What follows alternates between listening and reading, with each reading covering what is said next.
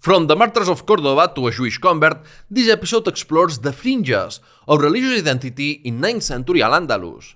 I'm David Cott, host of New History of Spain, and in episode 35 I will cover a bunch of different topics, including how the black musician Ziryab changed al-Andalus, what was going on in the Abbasid Caliphate, and how the Islamic judicial system worked.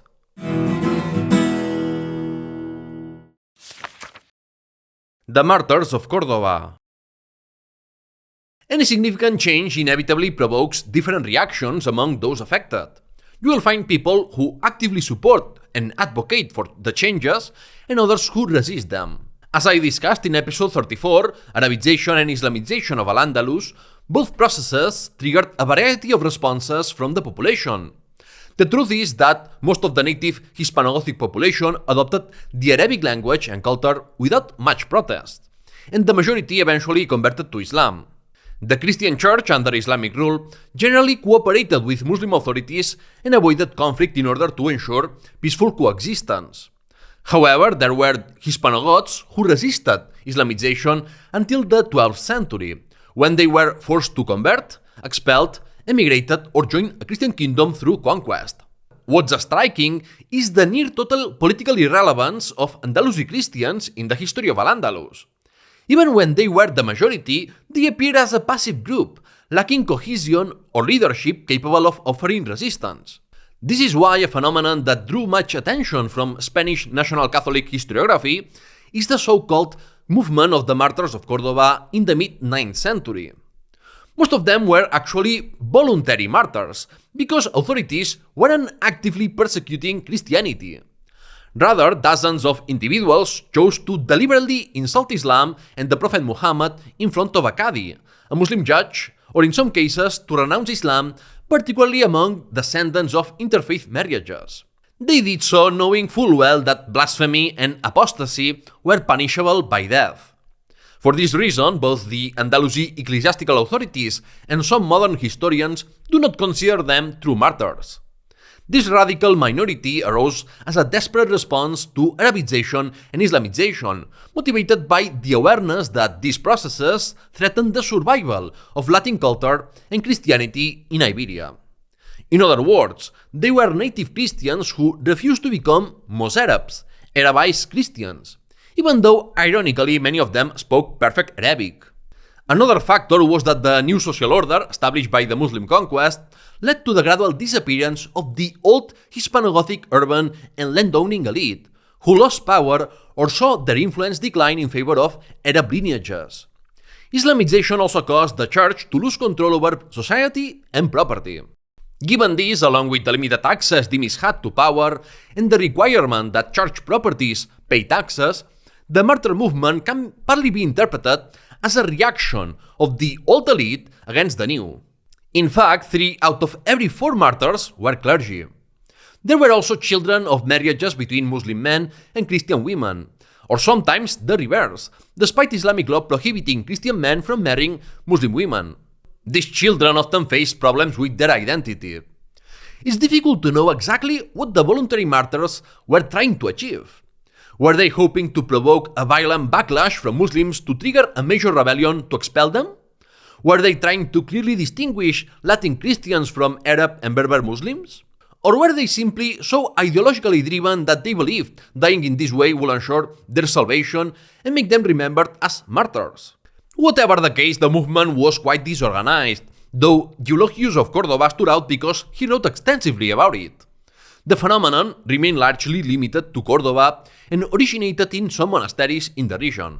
The ideological inspiration behind the reaction came from the works of Augustine of Hippo, Christian martyr hagiographies, anti-Islamic polemical texts, and asceticism that rejected worldly life. The events took place between 850 and 859, beginning with the execution of the priest Perfectus in April 850 for telling to Muslims that Muhammad was a false prophet and a sinner. Perfectus wasn't seeking execution. He was pressured by the 2 Muslims to answer whether he believed Muhammad or Jesus were superior. They tricked him by promising not to report him. By contrast, the following year, the monk Isaac, formerly the Count of Christians, knowingly went before a Qadi to blaspheme against Islam and praise Catholicism. The Qadi tried to declare him drunk, just as other judges at times tried to avoid issuing death sentences by declaring blasphemers mentally unfit or encouraging them to recant or convert to Islam. But Isaac insisted he was sober and fully aware of his actions, leaving the judge no choice but to detain him. With the emir's approval, Isaac was beheaded, his body hanged, then burned and thrown into the Guadalquivir River. His death sparked a chain reaction, with 7 more Christians following his example over the next 4 days. This worried the emir, who feared a revolt that might endanger Umayyad rule. Some women also followed the example. Flora and Mary of Córdoba turned themselves in and were beheaded. Flora was the daughter of a Muslim father and a Christian mother, but was raised in her mother's faith. Mary was the sister of an executed cleric and the daughter of a Christian father and a Muslim mother who had converted to Christianity. Even outside Córdoba, in distant Huesca, Aragon, Alodia and Nurilo were beheaded for renouncing Islam, which by law was their religion due to their Muslim father.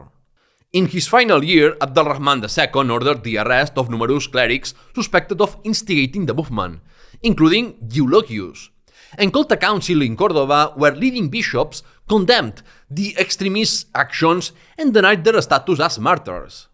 In fact, we can say that the challenge posed by the voluntary martyrs gave the emirs an opportunity to strengthen their control over the Andalusi church. Eulogius condemned the collaboration of Catholic leaders with the Umayyads, and the radical Christian minority he represented disregarded what they considered to be the words of traitor clergy.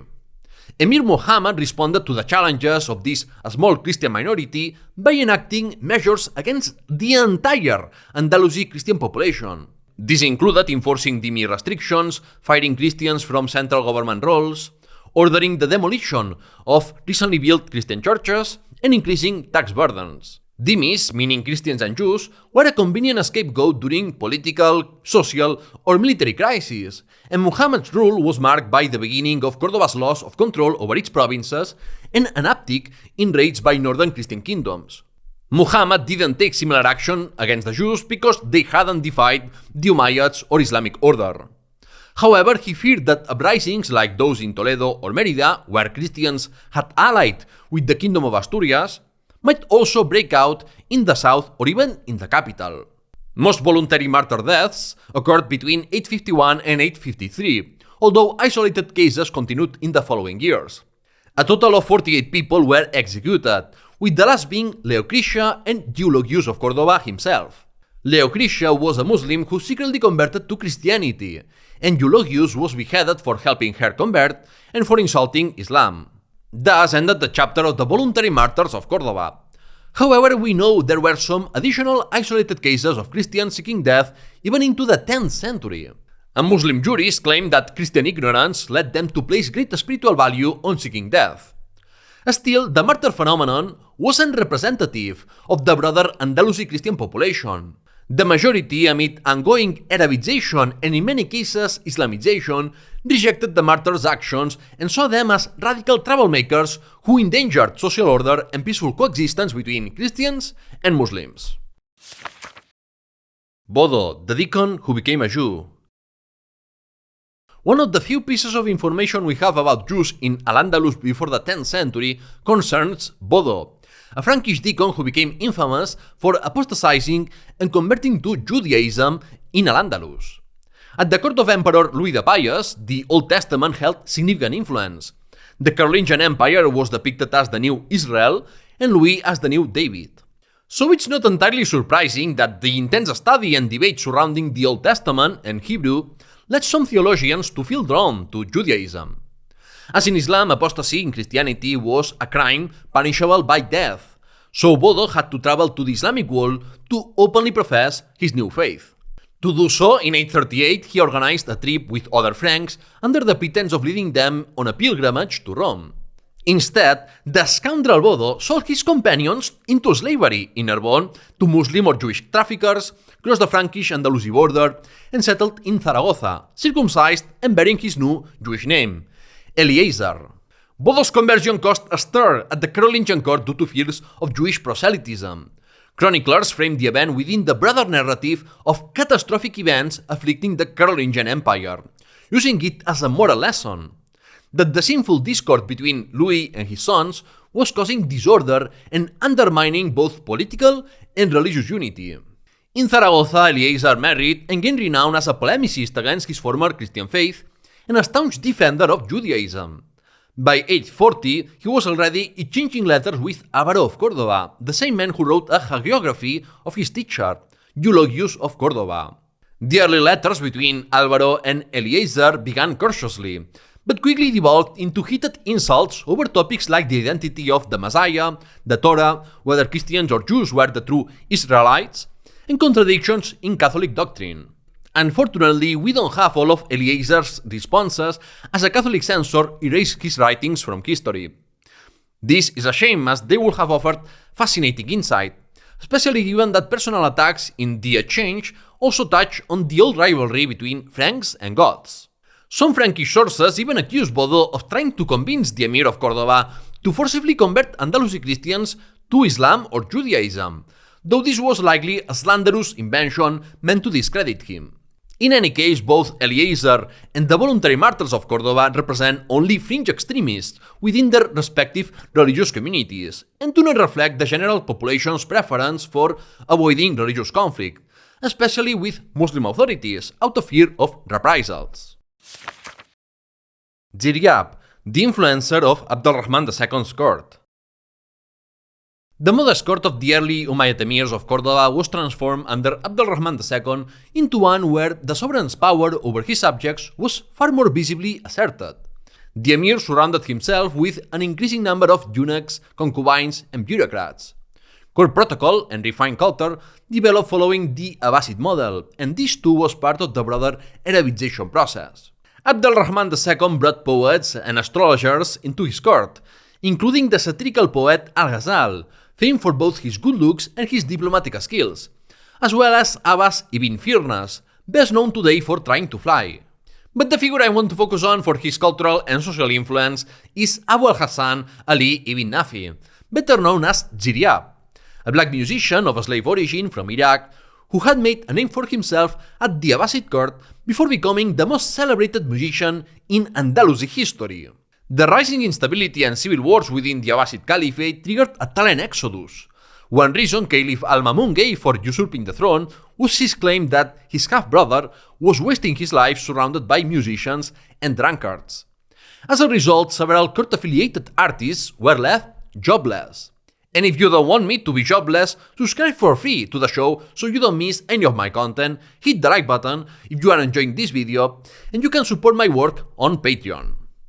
Leaving that aside, in the final years of his rule, Emir al-Hakam I invited Ziryab to al-Andalus. Ziryab arrived already under the rule of al-Rahman II. At the time, al-Andalus was still viewed as a backwater within the Islamic world, not yet comparable to cultural centers like Baghdad, Medina, or Egypt. Many Andalusis sought books and knowledge in the East. The Umayyad emirs worked hard to elevate Córdoba as a respected cultural center in the Islamic world. But these transformations didn't happen overnight. A sophisticated courtly culture known as adab developed, emphasizing good manners, refined tastes, and elite cosmopolitan values. Desirable traits included stylish dress, eloquence in speech and poetry, musical appreciation, and intellectual debate in the arts, sciences, philosophy, and theology. An ideal Arab man was expected to be a brave warrior, a skilled hunter and rider, passionate lover, proud and temperamental, but also merciful, loyal, hospitable, and generous. Al-Hakam I laid the foundations of high culture in al-Andalus, but it was his son who solidified the process. The heir himself became the embodiment of the ideal Arab ruler, well-educated and lavishly generous with gifts and money to cultured men in his court. al-Rahman II was notorious for splurging, especially on Ziryab, whom he rewarded with high pay, gifts, and properties, leading to complaints from other courtiers. Notably, the Maliki jurist and chronicler Maliki bin Habib grumbled about how poorly historians were paid in comparison. Sad to see that historians were undervalued then, just as they often are now. Ziryab became the target of a satirical poem by Al-Ghazal, which led to the poet's temporary exile. Ziryab had complained to the emir that the courtier Ibn Shamir mocked him, resulting in Ibn Shamir being jailed. though eventually other courtiers pressured Ziryab to forgive him. Even after release, Ibn Shamir continued teasing. Once, while hunting with the emir, he joked that there was no need to catch a bird since Ziryab was right there.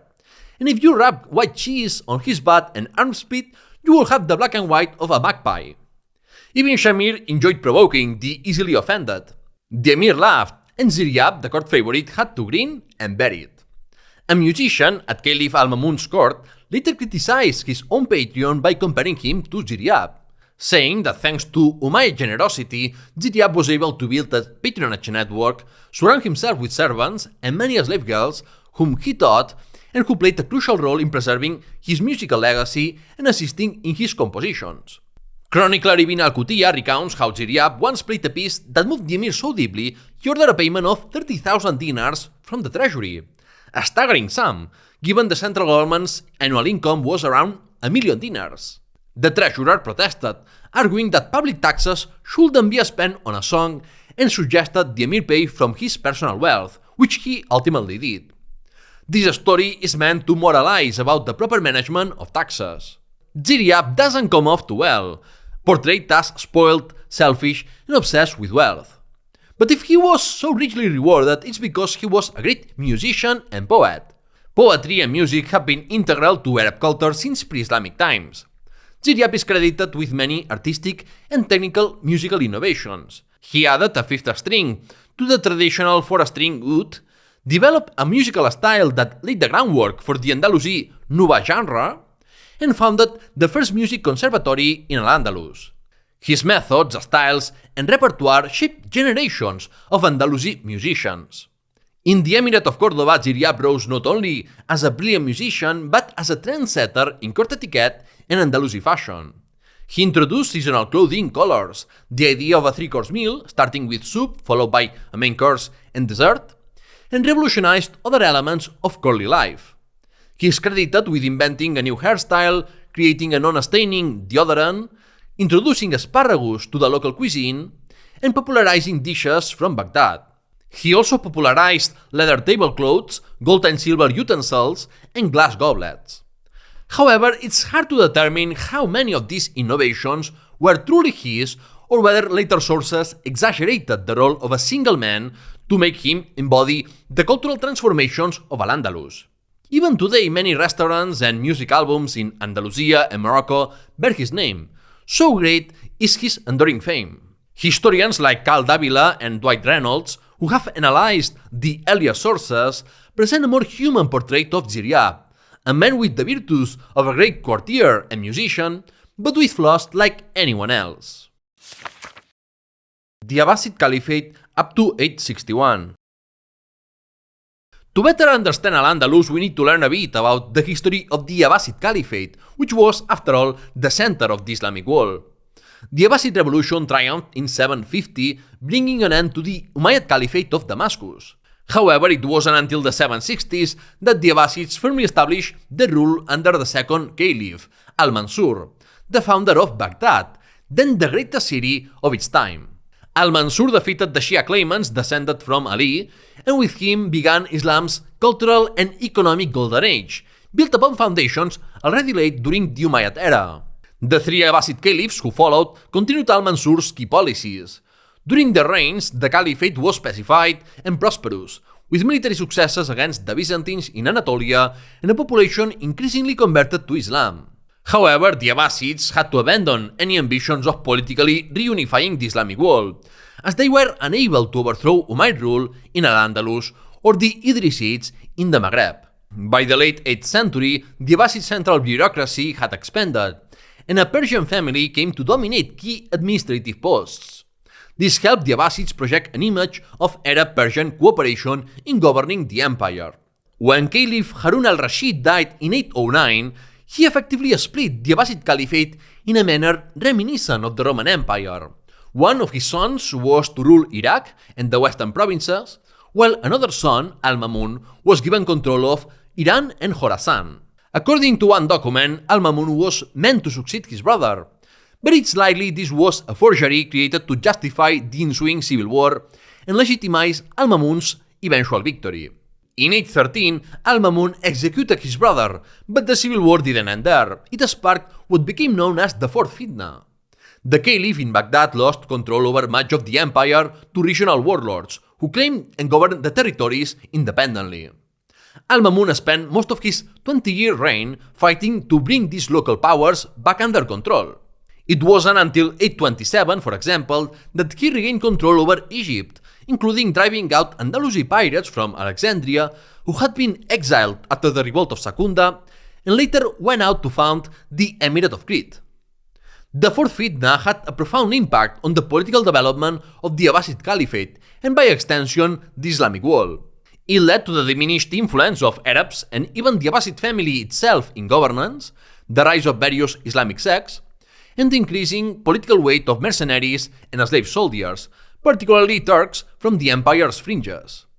Perhaps the most damaging consequence of the Fourth Fitna was the political fragmentation of the Islamic world. Some provincial governments became hereditary and semi-autonomous. Examples include the Aghlabids in Ifriqiya, who were effectively independent but still paid tribute to the Caliph, as well as other dynasties in Khorasan and Yemen.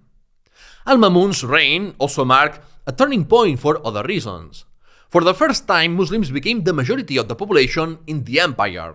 The Abbasids resumed jihad campaigns against the Byzantine Empire, and al-Mamun actively promoted the translation and integration of knowledge from various cultures into the Islamic intellectual tradition, on the belief that Islamic knowledge should be universal, just as Islam itself was. Additionally, al-Mamun and his two immediate successors persecuted rival Islamic theological schools, enforcing the rationalist Mutazilite doctrine in an effort to centralize religious authority under the Caliph rather than the Ulema, the class of religious scholars. This policy backfired in the long run and damaged the Caliph's image as a legitimate religious authority. Al-Mamun was succeeded in 833 by his brother, who continued his policies and moved the capital to Samarra, also in Iraq. Samarra was filled with grand mosques and palaces, but was in many ways an artificial capital, lacking Baghdad's trade, culture, and natural resources. Caliph al-Mutawakkil, who ruled from 847 to 861, reversed the Mutazilite persecution policy. Instead, he cracked down on Shia Muslims and imposed stricter regulations on dhimmis, further emphasizing the divides between Muslims, Christians, and Jews. His edict enforcing dhimmi restrictions included regulations such as distinctive clothing for non-Muslims to visually set them apart from Muslims, the destruction of recently built Christians and Jewish temples, and their conversion into mosques or open spaces, banning dhimmis from holding high office or attending the same schools as Muslims, forbidding dhimmis from teaching Muslim students, and prohibiting Christian Holy Week processions. Although al-Mutawakkil's reign was relatively peaceful, he wanted to be remembered as a great caliph, and he went overboard with palace construction, causing serious financial strain. He also tried to rid himself of the increasing influence of the Turkish military elite, and peace ended abruptly when he was assassinated in a conspiracy involving his own son and Turkish soldiers. This marked the beginning of a long period of decline for Abbasid political power, characterized by civil war, assassinations, and the rise of independent dynasties in various regions of the Abbasid Caliphate.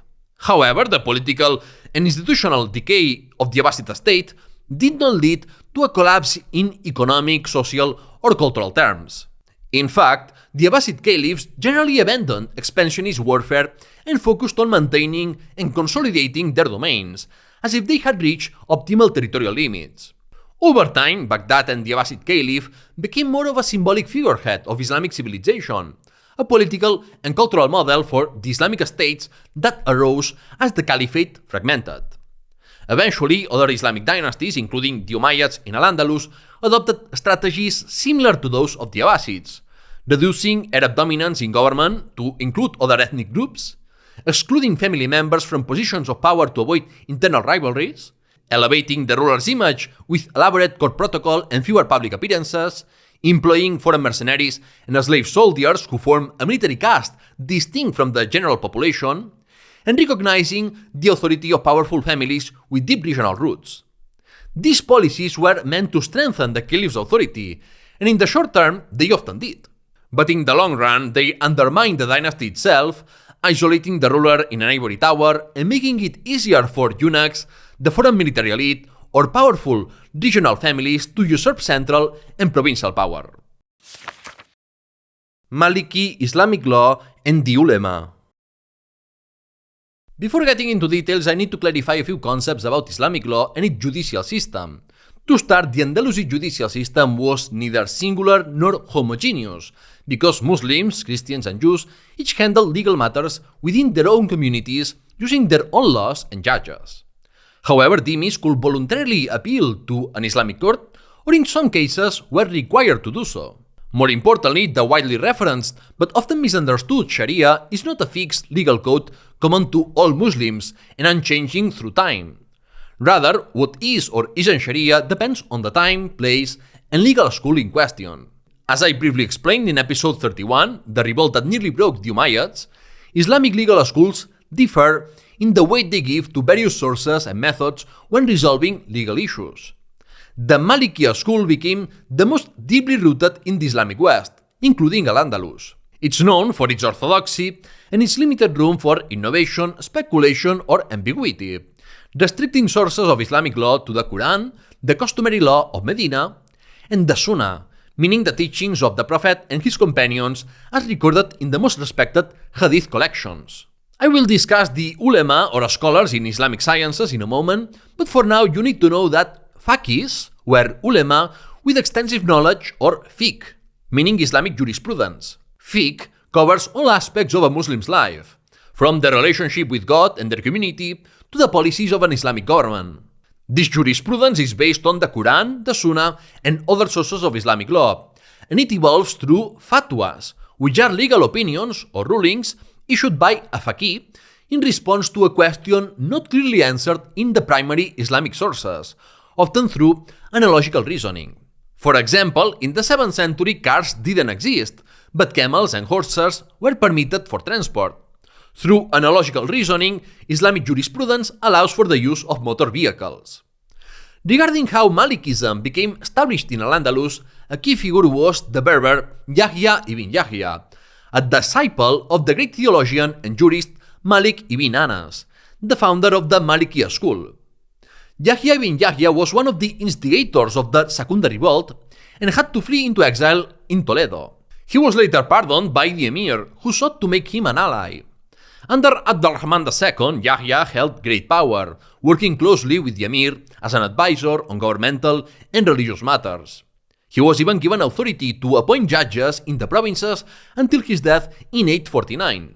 This was crucial in ensuring that only followers of Malik ibn Anas were appointed to influential positions, thereby consolidating the monopoly of Malikism in al-Andalus and avoiding the problems that arose from having multiple legal schools coexist, as was the case in the Abbasid Caliphate. During the 9th century, Islamic law in al-Andalus became more complex, and Andalusi ulema typically studied in Egypt, Kairouan, or Medina. Generally, Andalusi jurists adhered strictly to jurisprudence manuals and rarely innovated. Starting in the mid-9th century, Andalusi ulema from the provinces also began studying in Córdoba, which remained the main center of learning even after the fall of the Caliphate in the 11th century.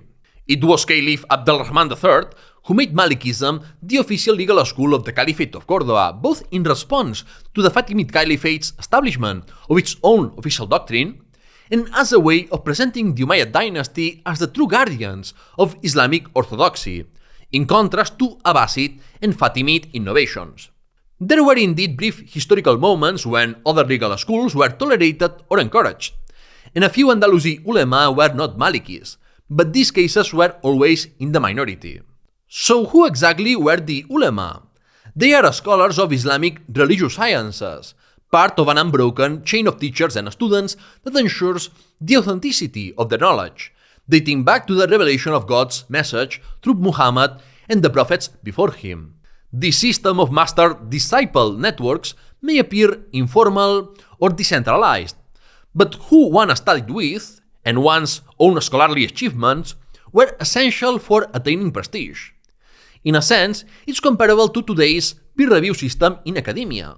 It's no surprise then that biographical dictionaries of Ulema emerge, essentially registers recording basic details of thousands of scholars. Among the details listed are their teachers and students, showing how Ulema saw themselves as part of a knowledge chain that should remain as pure as possible, going back to the time of the Prophet Muhammad. They studied the Quran, Hadiths, law, theology, asceticism, mysticism, and sometimes even applied sciences like medicine and astronomy.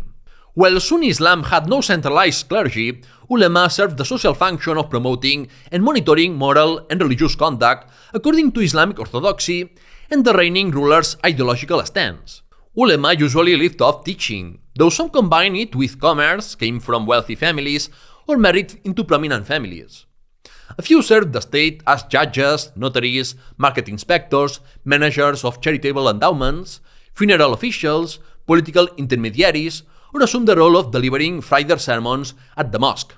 Given the potential economic benefits, it's no surprise that families of scholars often form, with masters passing knowledge to their sons or marrying their daughters to disciples. As bearers of the Prophet Muhammad's message and God's laws, they enjoyed high social status and public respect, seen as a counterbalance to governmental abuses. They could even use their religious authority to censure rulers, though this was rare. In times of power vacuums, some judges even formed their own dynasties, such as the Abbasid dynasty of the Taifa of Seville. Still, they had critics, just like Buddhist monks or Confucian scholars in East Asia, who saw them as idle intellectuals while others toiled in the fields. As I said earlier, the ulema, who were legal experts, were known as fiqh, and they often wrote legal treatises and fatwa collections covering all kinds of legal cases: murders, rapes, divorces, property disputes, and more. Unfortunately, while we know the general legal tendencies of the different Islamic schools, notarial and administrative documents from al-Andalus are scarce or non-existent. This lack of everyday written records, essential to understanding Andalusi society at the local level, stems from several factors: political instability throughout Andalusi history, Christian conquest that sought to erase the Islamic past, and the general lack of centralized document preservation in the Islamic world, unlike Christian medieval Europe where monasteries safeguarded ancient records. Finally, we must discuss the Qadis, Muslim judges. Originally, they all came from Arab lineages, but by the second half of the 9th century, many Berbers and Muslims of native origin held the position as Islamization deepened in al-Andalus. In principle, judges were selected based on their legal expertise, but not always. During trials, Qadis were supposed to consult with 2 to 4 fiqh, and sometimes were appointed by local notables or rulers based on their trust rather than knowledge.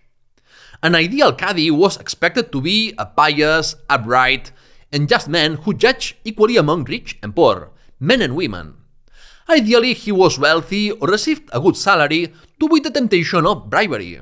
Some Qadis were famous for their integrity, even defying rulers at the cost of their career. Others were known for being more lenient on specific rules, such as the prohibition of alcohol in Islam. But generally, judges served the interests of the emirs and caliphs who appointed them. During the Almoravid Emirate, cooperation between rulers and jurists was especially close, as the Almoravid movement was based on dual leadership, both political and religious and legal. In al-Andalus, the Almoravids built strong ties with local ulema, many of whom supported and legitimized the overthrow of Taifa kings to halt Christian advances. Some ascetic ulema refused judgeships to avoid serving power or because they preferred a contemplative life. But generally, scholars believed they had a duty to serve society, as living according to Islamic principles depended on their knowledge. Also, their social class was unsustainable without political backing. As for the trials themselves, they took place in spaces separate from the mosque, or sometimes in the Qadi's house, which was open to anyone seeking justice, whether Muslim or not. Justice was free of charge, and parties only incurred costs if they hired a legal representative to argue their case. The territorial jurisdiction of a Qadi remains unclear. They are found only in cities, and sometimes more than one per city. It's possible that large cities had neighborhood-specific Qadis, while the mostly rural Andalusi population had to travel to urban centers for legal matters, at least for major cases. Everyday issues like marriages or commercial disputes may have been resolved by other rural figures. Besides issuing rulings, Qadis were responsible for the welfare of orphans, widows, and the mentally ill, as well as overseeing public works, charitable endowments, and inheritance cases. They also had subordinate judges for specific areas: military judges, appellate judges, marriage judges. Other judicial figures independent of the Qadi included the market inspector, in charge of regulating commerce and preventing fraud, and the chief of police, responsible for public order and judicial policing. Justice in al-Andalus involved overlapping jurisdictions. Punishments varied widely in accordance with Sharia, with corporal punishments like floggings and beatings, to imprisonment and the death penalty. Other penalties included mutilation, torture, and the infamous shame parade, where the convicted, often for political crimes, was humiliated in public, either alive or dead, fully exposed to the crowd's physical and verbal abuse. The most common method of execution was beheading, followed by crucifixion with ropes and arrows, not nails, as in depictions of Jesus' crucifixion. The condemned's head or body could be displayed for days or years as a warning, especially in cases of rebellion or apostasy.